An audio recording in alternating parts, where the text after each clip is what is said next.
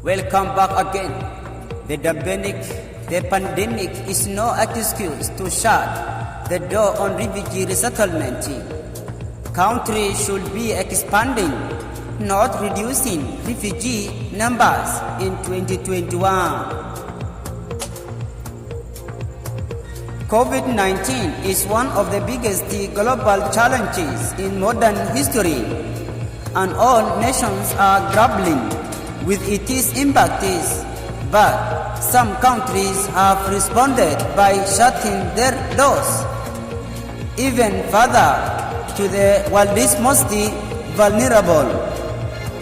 Many refugees have lost access to their livelihoods and been pushed to the brink of destitution. Some have ever been forced to return to the country they fled through deportation or due to a lack of option in their host country. By and large, resettlement and other migration pathways have become increasingly limited during the pandemic. At a time when refugees need solidarity from the international community, countries like Australia and the United States have reduced the number of refugees allowed to resettle during 2021. Australia cut its resettlement program by nearly 30% in 2021. The country will allow a maximum of 13,750 refugees to enter in the United States. The 2021 fiscal year cap has been slashed to just 1,515,000 people, an all-time low after welcoming more than 5 times as many as recently as 2016. In the past, both countries have played a positive role in helping refugees resettlement. Australia through general support and integration programs, and the US by traditionally welcoming the bulk of the world's resettled refugees, at least by absolute numbers. The pandemic is no excuse to shut the door. Countries with far fewer resources continue to host the vast majority of the world's refugees. Wealthy nations around the globe can do more to help ease the burden. A tradition of supporting refugees.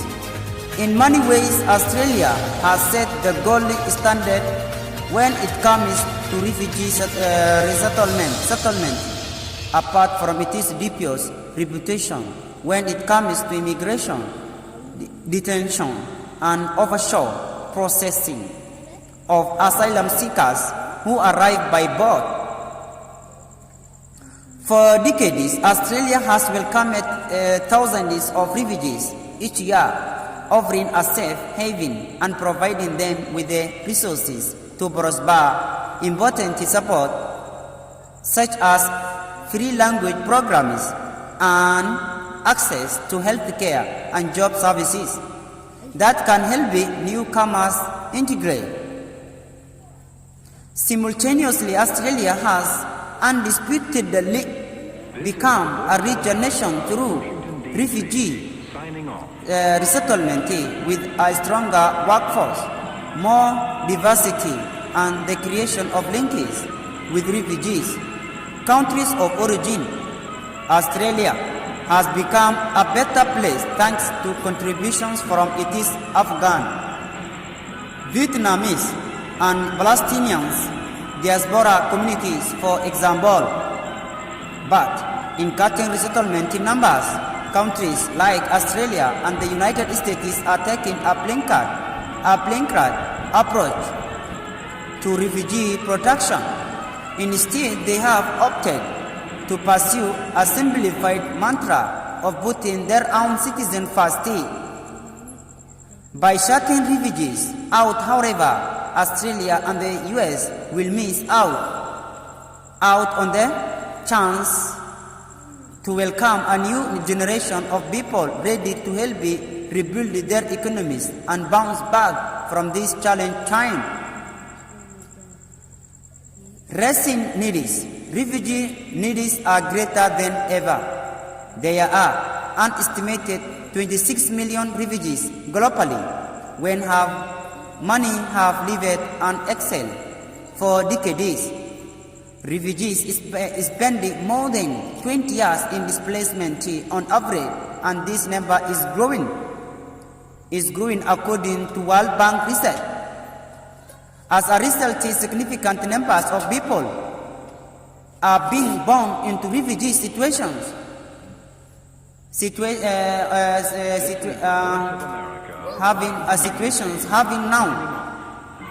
Having now no other life but that of a refugee. Millions of refugees languish in countries like Pakistan, Iran, and Turkey. Some have been outside their country for more than 40 years. In Pakistan, for example, there are currently more than 1.4 million registered refugees from Afghanistan, and a further 500,000 unregistered refugees. It is unrealistic and unfair for countries like Pakistan to shoulder this burden alone. It is also untenable to suggest that refugees should simply return to their homelands, especially when countries like Afghanistan are still mired in turmoil and insecurity. Resettlement is so-called third countries like Australia and the US representatives only. Assalamu alaikum wa rahmatullahi wa barakatuh.